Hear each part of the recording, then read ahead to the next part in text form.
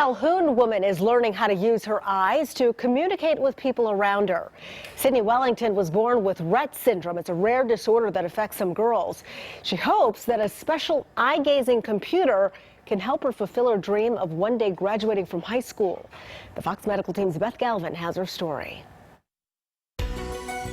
Sydney has a neurodevelopmental disorder that has gradually taken away her ability to speak and use her hands. So she's getting some help from Children's Healthcare of Atlanta. They gave her a device that allows her to communicate with her eyes.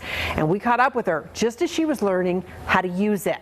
Sydney Wellington could soon finally have a voice, years after hers was silenced by Rett syndrome. She's in there, she knows things, she just can't. She's trapped inside her body. Pediatric neurologist Dr. Daniel Tarquinio at Children's Healthcare of Atlanta specializes in Rett syndrome, a developmental disorder that affects females. So children are born normal, they develop normally, they learn to sit, they learn a few words, they learn to use their hands. But when Sydney was still a toddler, she began losing all of that, leaving her unable to walk or use her hands to feed herself or speak.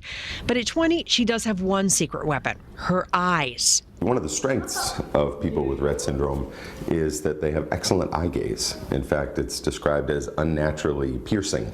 You know, they will stare you down. So they can't talk, but they can talk with their eyes. Which is exactly what Sydney is learning to do with this computerized eye-gazing device provided by Children's. I think it's going to open up so many different avenues for her. She's finally going to have her voice. Learning to control the device using only her eyes is tough, but Sydney's making some progress. She can tell me that she feels sick, she feels good, she feels happy. That's key because girls with Rett syndrome often have painful complications like broken bones and serious digestive problems. If a child with Rett syndrome is in pain, all we can do now is guess as to why they're in pain. So on a practical level, communication for families means you're in pain, where does it hurt? She's able to tell you if she has a headache, if she's hot, if she's cold. I just would like to see her blossom and be able to have a freer conversation, to say what she wants to say.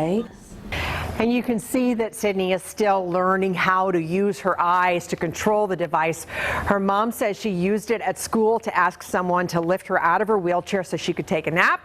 And her mom says she was doing laundry the other day, and when she went to leave the room, Sydney said, "I want to go with you," using the device. Her mom's eager to see what she'll be able to do in a year or two. For the Fox Medical Team, I'm Beth Galvin.